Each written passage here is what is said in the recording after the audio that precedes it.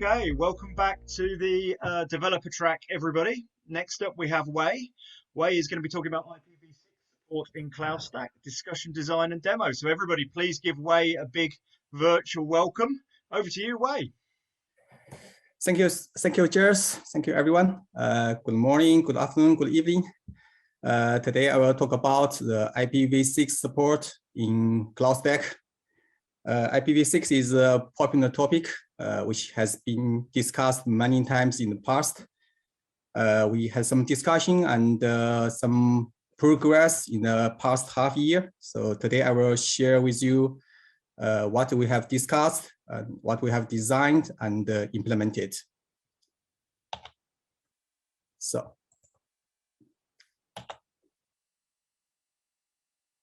let's start. Oh, sorry.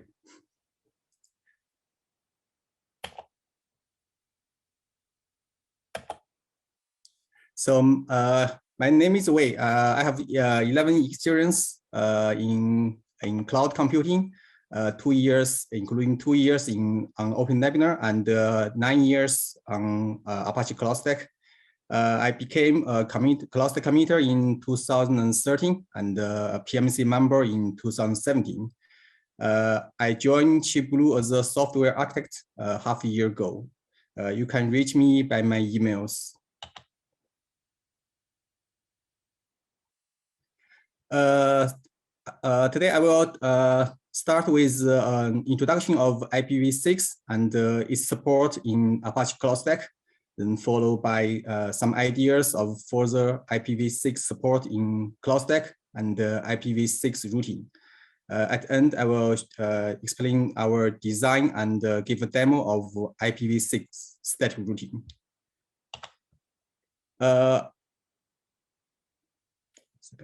So IPv6, first, IPv4, I think everyone knows it. I will go through it very fast.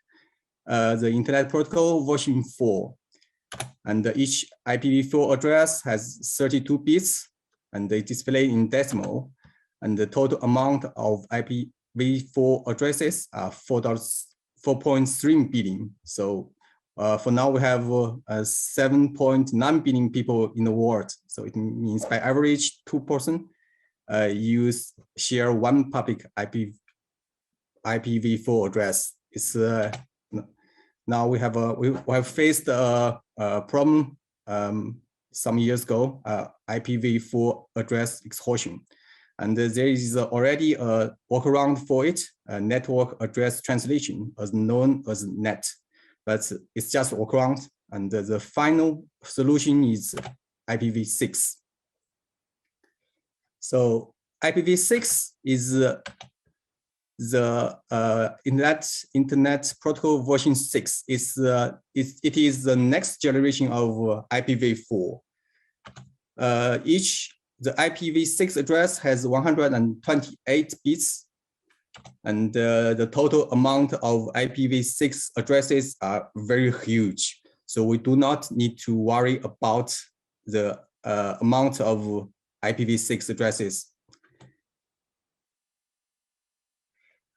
Talk about the IPv6 addresses. It has 128 bits, and it is split into 8 groups, so 60 bits each group, and it's displayed in hexadecimal, and the groups are separated by column. For example, and there are 2 ways to simplify the display of IPv6 addresses. First, we can omit the needing zeros in each group. And the second, we can use double column to replace a series of zeros. Please note that the double column can only be used once in IPv6 address.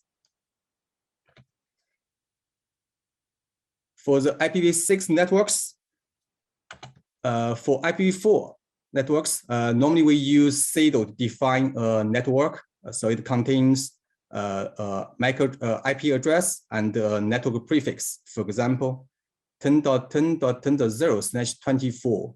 So it contains IP from 10.10.10.0 to 10.10.10.255. For IPv6 network, it's quite similar. So it contains an IPv6 address and a network prefix. For the network size of IPv6 network, a /64 network, which you normally use, it contains 18 billion IPv6 addresses. It's very huge. And there are some other networks with different prefix. The one I would like to point out is the /48 network. It contains 65,000 /64 networks. And this is what we normally get from our ISP. From what I have researched, it costs some hundreds of dollars every year. But my colleague told me that we got a /48 network from our ISP in very few euros. So it surprised me.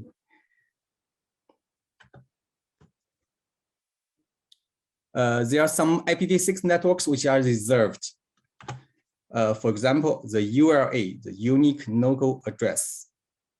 The IP address, IP network is FC00/7. It's quite similar as the private IPv4 networks defined in RFC 1980.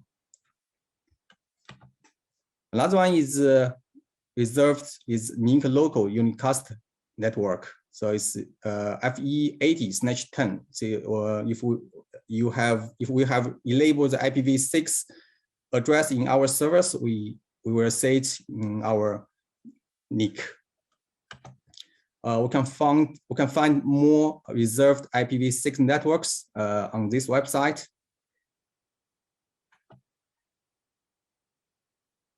So, how to configure an IPv6 server, IPv6 addresses in our servers? We can manually configure it by netplan, by network scripts, etc. And we can also get the IPv6 addresses from DHCP-v6 server. It's quite similar as the DHCP-v4. For IPv6, there is another option which is used is normally used, which is named IPv6 router advertisement, in short RA. So it means the router will send a multicast RA message periodically, and the RA message contains the network prefix, the gateway of network, the router lifetime, MTU size, etc. But please note that the RA message doesn't contain the IPv6 addresses of servers. So when the servers gets the RA message from router, he should know which IPv6 addresses can be configured on the server. The solution is LNAC. So LNAC means stateless address auto configuration, and TRAGO-E EUI64 IP address is calculated by the network prefix and the MAC address. So the network prefix is included in the RA message, and the MAC address we can easily get it from the server. Example. So from MAC address and the network prefix, we can get the last part of the IPv6 address and also the full IPv6 address. How to calculate EUI64 address? The first, it comes from the first group of the MAC address and plus FF colon FE and the last string group of MAC address, and except the 6 bits. So the 6 bits in MAC address has different meanings with the EUI64. So in the MAC address, 1 means local and 0 means global. But in the UI64 address, 1 means global and 0 means local. The last part of the IPv6 address come from the MAC address, and it contains 4 parts. So the network prefix must be 4 groups or less. So network must be /64 or larger.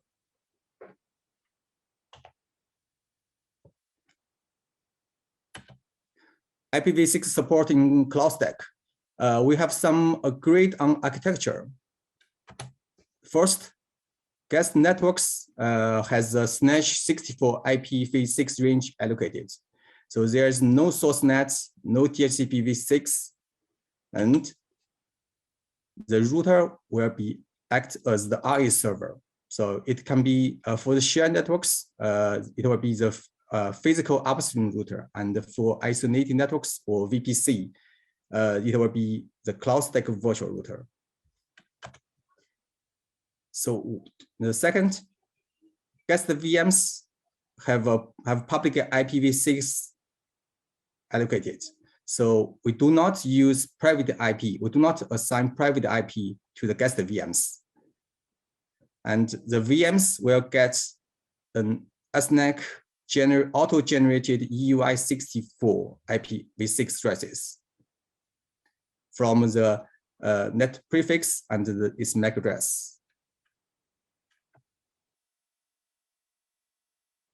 IPv6 is supported in shared networks in CloudStack.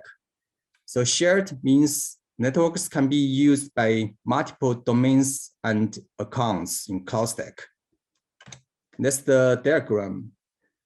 We can see that each VM has a public IP assigned, and the gateway, the VMs are connected to the upstream router directly, and the gateway of guest VMs are configured on the upstream router. So the structure is very simple, but the VMs should have a public IP. Of course, you can use private IP, then the VMs will not be reachable for internet. There is another type of networks in CloudStack, isolated networks. Isolated means the networks can only be used by the owner. Normally, the owner is the account who creates the network. But for the root admin and the domain admin, they can create networks for normal users. The diagram is quite different from shared networks. So between the upstream router and the guest VMs, there is a VR. And the guest VMs will use private IP, which is defined in RFC 1980. So it will not use public IP. And the VMs will collect to the upstream router via the virtual, where the VR, and the VR will act as the gateway of the guest VMs, and also SourceNet is used in the VR.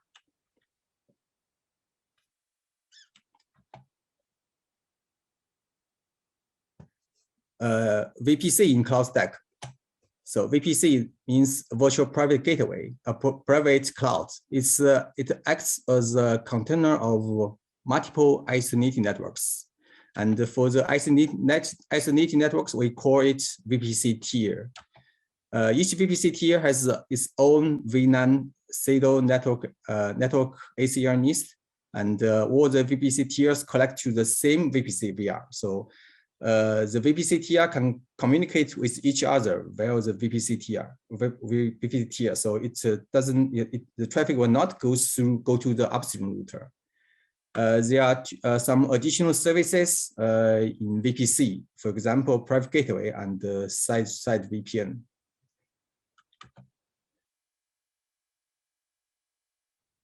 A summary of the comparison of isolated networks and the shared networks. For shared networks, it can be used by multiple domains and accounts, but for isolated networks, it's not possible for now. For the IP of the guest VMs, shared networks use public IP or private IP. And for isolated networks, we force it to use private IP defined in RFC 1980. The gateway of guest VMs for shared networks is configured on the upstream router, and for isolated networks is configured on the VR. The difference of VR services on shared networks, the VR acts as the DHCP, DNS, and the user data server. But for isolated networks, the VR also acts as support source net, static net, load balancer, forwarding, and firewall. I would like to give them a better name for the shared networks because the VMs connect to the upstream router directly. So I would call it direct attached. I know a CloudStack user name it as a directly connect network. It's also fine. For isolated networks, I call it virtual networks. I think it's more precise. It's a better name than shared and isolated. Actually, currently, there is a new feature working in progress for 4.17 network sharing. So not only shared networks can be shared, can be used by multiple domains and accounts, but also isolated networks can be used by multiple domains and accounts since 4.17.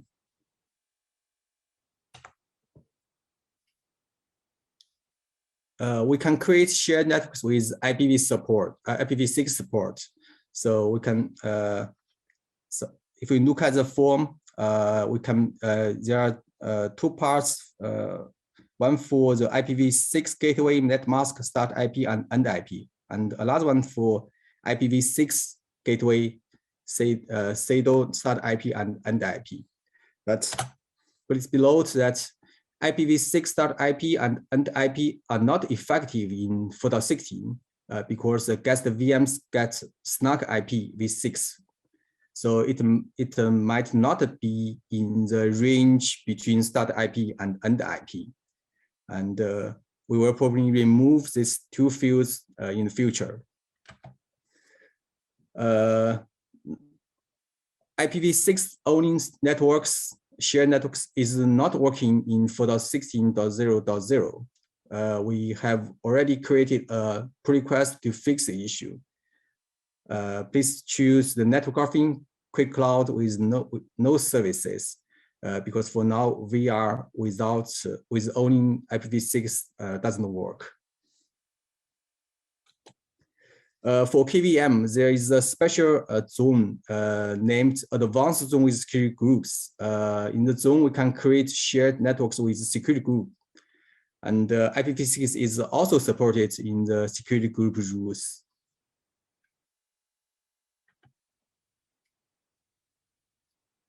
Look at the diagram change. The structure is not changed. So we just need to assign guest IPv6 on the guest VMs, and also we configure the gateway of guest IPv6 range on the upstream router. So the whole structure is same as before.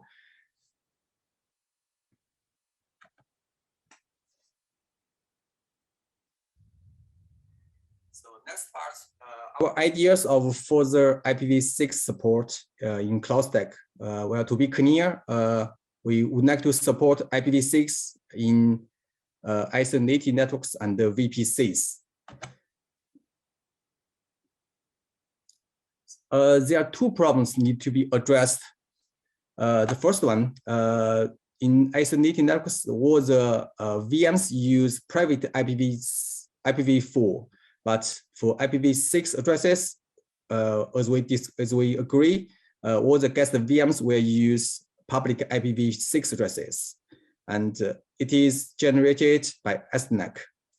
And VR, same as IPv4, VR will act as the gateway of guest IPv6. And one important thing to mention, the VR will also act as the RE server. So it will send RE message to all guest VMs by multicast. Another problem need to be resolved is all the guest VMs do not connect to the upstream router directly. So it connects to the upstream router via the VR. Then we need to know how to handle the incoming traffic from the internet to guest VMs, and also the outgoing traffic from the guest VMs to the internet. We have discussed with the community and also with mechanics, and we finally work out a new diagram which support IPv6. So the main changes are highlighted in red color. For guest VMs, all the VMs will get a guest IPv6 addresses on each guest, on the guest NIC, so same as the IPv4 address. So there will be no change for the VMs. For VRs, the gateway of the guest IPv6 range is configured on the guest NIC. Important thing is that we have a new NIC for the IPv6. So this NIC is used to communicate with in the VR with the upstream router. It is not public NIC or guest NIC or private NIC. So I call it outbound IPv6. This IP is just it's not required to access the internet. It can be a private IP or a NIC local IP or real IP. Both all are fine. The gateway of the outbound IPv6 address is configured on the upstream router. So let's look at the IPv6 traffic flow. For incoming traffic from internet to the guest VMs. First, the IPv6 packet from the internet will first arrive the upstream router. Then upstream router will forward the traffic to the VR of the network. And next step, the network will forward the traffic from the upstream router to the guest VMs. And for outgoing traffic from the guest VMs to the internet, the traffic will first arrive the VR from the guest VMs. And the guest VMs will forward the traffic to the upstream router, then to the internet.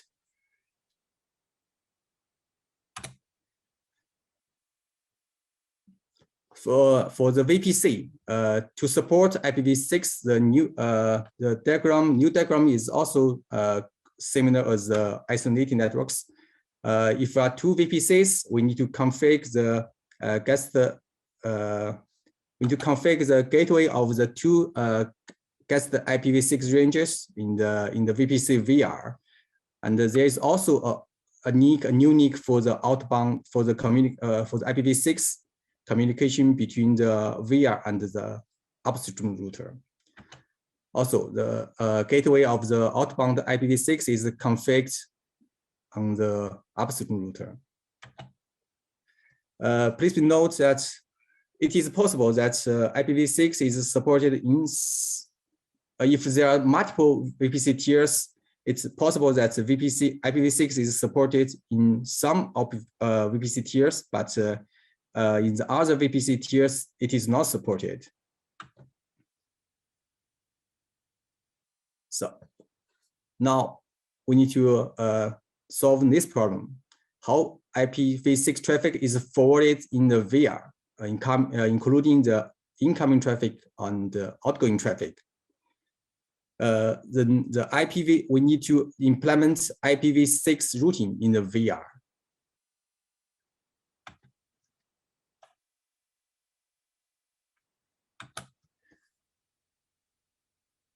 So first we need to know what is the route. A route contains two parts, two main parts. The first one is the destination network. So it can be IP and net mask or a SADO. And next one is IP address of next hop. It is optional. Let me give an example of adding IPv6, IPv4 routes in Linux server. So we can use IP space root space add destination network via the next hop. And there is also a command to add the default route. So if we use default as the destination network, then water traffic, which do not have the specified route, will use the default next hop. Similar as the IPv4 routes, we can add some IPv6 routes. So different is we use IP space dash 6 route at the destination network via the next hop IP.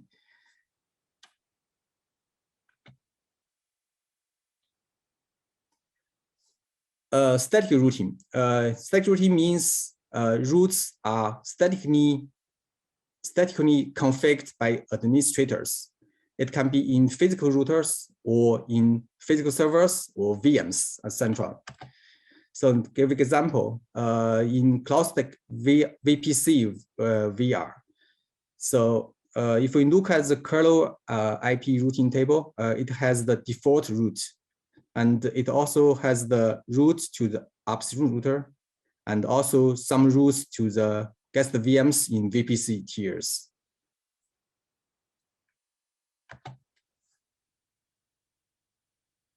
Dynamic routing. So it means routes are learned by the router, and there is no manual intervention is required. So we can implement dynamic routing by some protocols, for example, BGP or OSPF. For Linux server, there is an open source project named FRR, which you can use to implement dynamic routing in Linux server. It supports BGP OSPF v2 for IPv4 and OSPF v3 for IPv6. If you have listened to the talk from Widow, and you might have noticed that they use FR as well.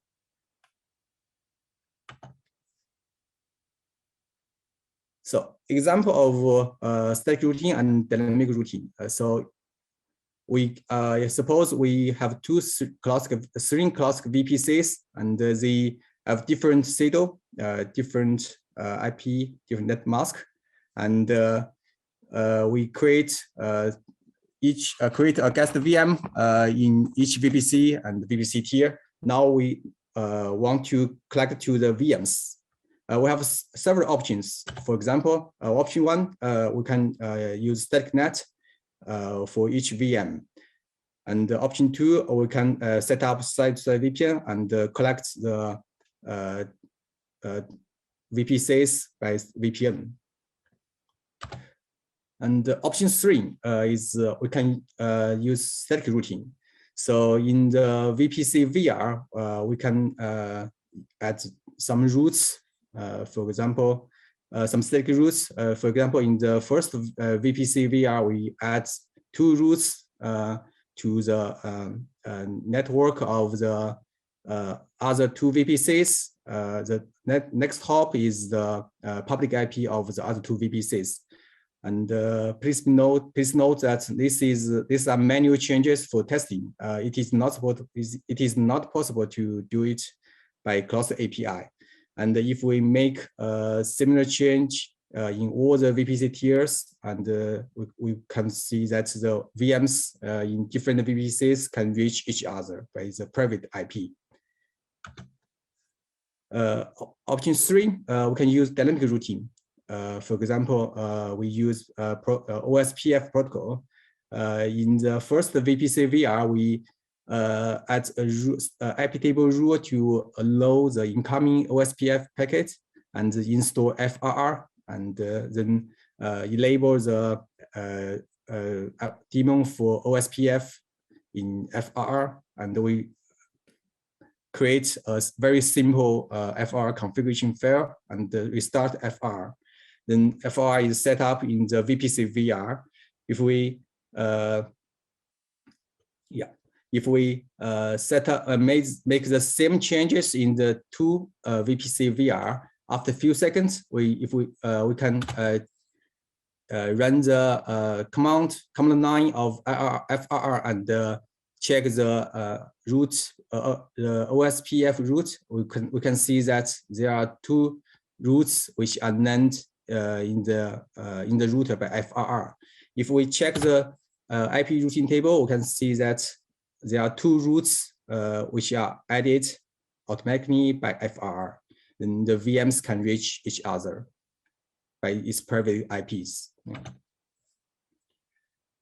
So the summary of these four options for static net, well, it doesn't require code changes, but the configuration complexity will be very large, and many public IPs will be consumed. Option 2, the site-side VPN. We need to create a private gateway for new VPCs and also create VPC collections in all the VPCs. It is also very complex. Option 3, static routing. We need to add routes to the new VPC in all VPC VRs, and also add some static routes in the new VPC VR.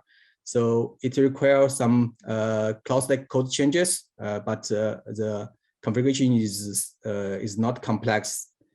The last option, dynamic routing, we just need to set up FRR in the new VPC VR. So we do not touch all the other VPC VRs, but the code changes is very large. We need to manage the OSPF areas and the BGP numbers in our CloudStack code, and but the configuration is very simple. We have also researched some other options for IPv6, including prefix authentication, net 64, net 66, proxy NGP, and we have set up a discussion in the community. And if you are interested, you can view you can check our discussion on Macmill. Thanks, Alex, Widow, Christophs, Hein, Rohit for joining the discussion. Finally, we came to a community decision that we will implement IPv6 with static routing as the phase 1.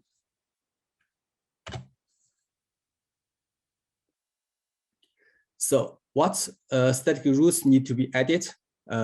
We need to add some routes in upstream router in CloudStack VR and virtual machines. For the upstream router, we need to add a route to the guest IPv6 networks, and next hop is the outbound IPv6 of the VR. For CloudStack VR, we need to add the default routes to the internet for IPv6. And for VMs, we need to also add the default route. Yeah. Please note that the default route in virtual machines can be automatically added if autoconfig is enabled in the virtual machines. So we do not to make added manually.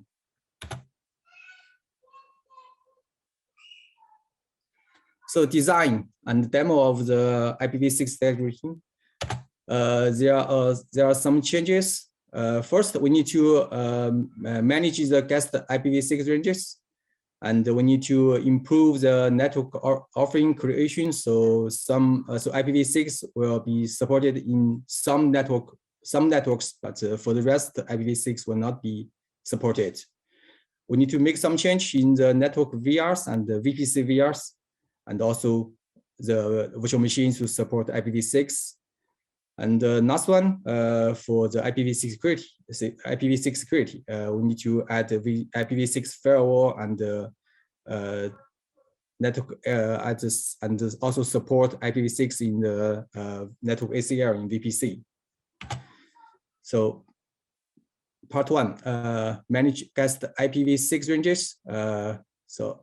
Each guest IPv6 range has the following properties. The guest IPv6 saddle and the gateway. The gateway will be configured in the VR, and the outbound IPv6 of VR, and also the gateway of VLAN of outbound IPv6 networks.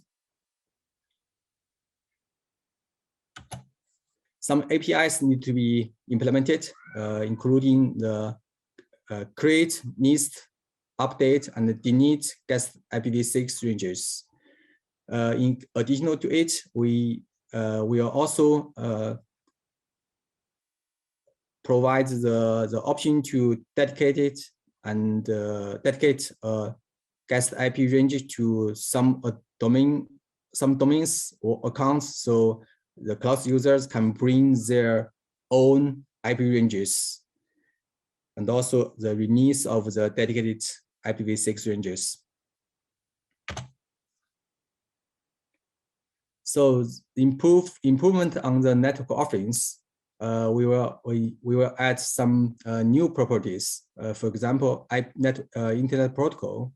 The options are IPv4, IPv6, and dual stack. Dual stack means both IPv4 and IPv6 will be supported in the network. IPv6 routing, there are two options, static routing and dynamic routing. For now, dynamic routing is not supported yet. Third option, IPv6 firewall, it can be on or off. The fourth option, specify router IPv6. So if yes, it means the outbound IPv6 of the VR is known. So the network created from this network offering will choose the guest IPv6 range, which has specified the outbound IPv6.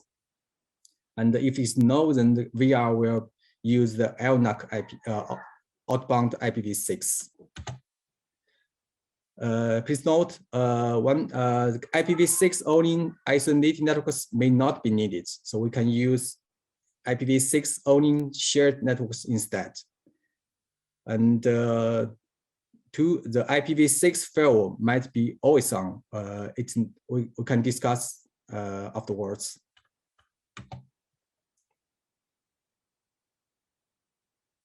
So look at the changes in the VR of the isolated networks. That's the default configuration of VR, which support only IPv4.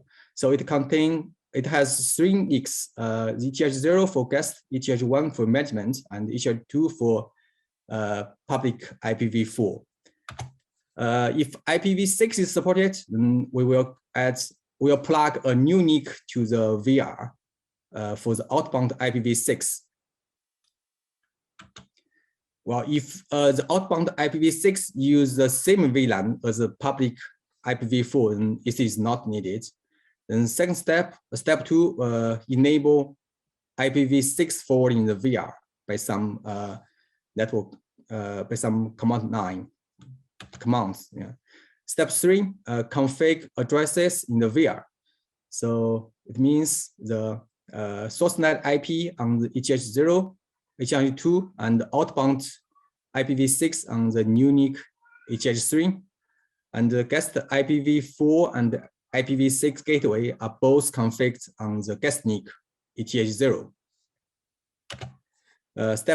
Step 4, we need to add some default routes for IPv4 and IPv6. And the last step, we need to set up radvd so that the VR will be the RA server.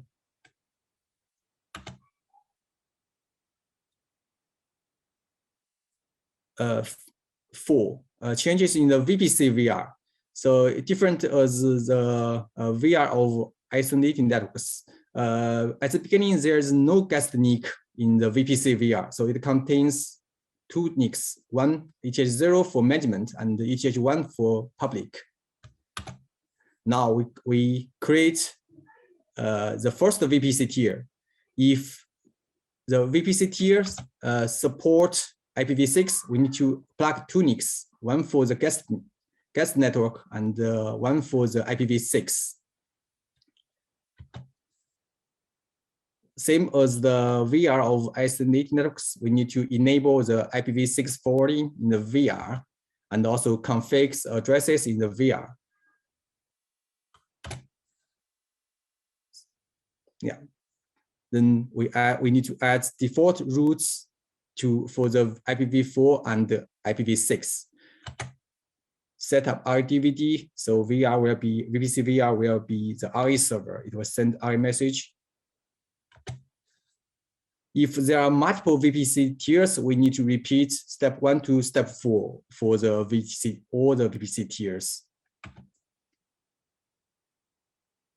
Here is the example of radvd. So radvd is used to set up VR as a RE server. The configuration is quite simple. It contains the interval to send RE message and the network prefix and some configuration for the name servers. Please note that we are considering FRR instead of radvd. I use radvd because radvd is installed in the system VM template of CloudStack Photo 16, but FRR is not there. For VPC VRs, there is a block of configuration for each VPC tier.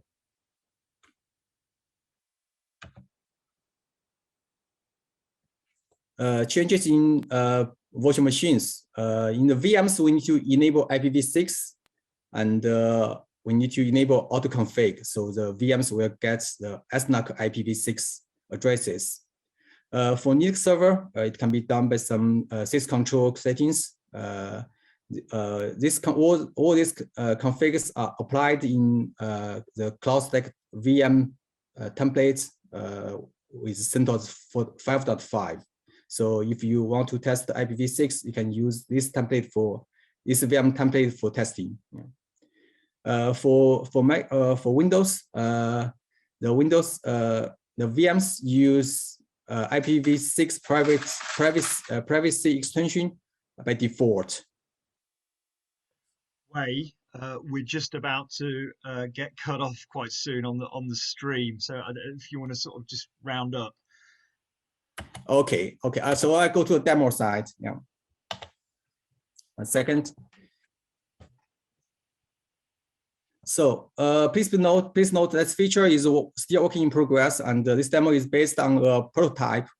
And we need to add IPv6 ranges, create a new network offering, and create networks and VPC, and create VMs and the validation. For the IPv6 networks, I create 6 networks. 2 has outbound IPv6, and 4 do not have outbound IPv6. Now we have a separate web page to manage the guest IPv6 ranges. Yeah, we can add and needs the update, delete the IPv6 range on the UI. And we can create network offerings for isolated networks and the VPCs and the VPC tiers. So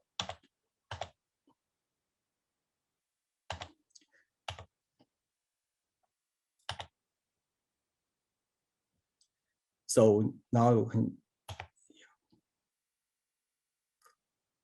if we create VMs on isolated networks and the VPCs, and or VPC tiers, we can see that the VMs can get the IPv6 addresses successfully. Yeah. And validation. So I used the Ubuntu 18.04 VM as the simulator, and I add some static routes on the simulator in the simulator. And now we check the connection between the VMs. We can see that all the VMs can reach each other using the IPv6 range IP addresses. I also created a testing environment using a real IPv6 addresses. In my testing, the VM can reach the Google DNS IPv6 successfully, and also pin the VM from my laptop work fine.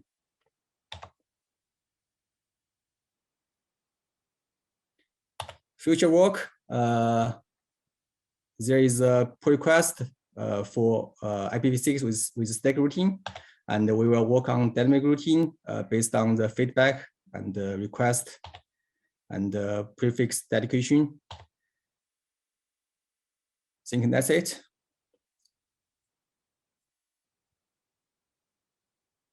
Brilliant. Thank you, Wei. And sorry to rush you there at the end. The stream's cut off automatically after a few minutes. So thank you. There's one open question, but you can maybe just do that in the chat window afterwards, which will let people move on to the next session. Last thing to say, everybody, please give Wei a big virtual round of applause. Thank you for listening.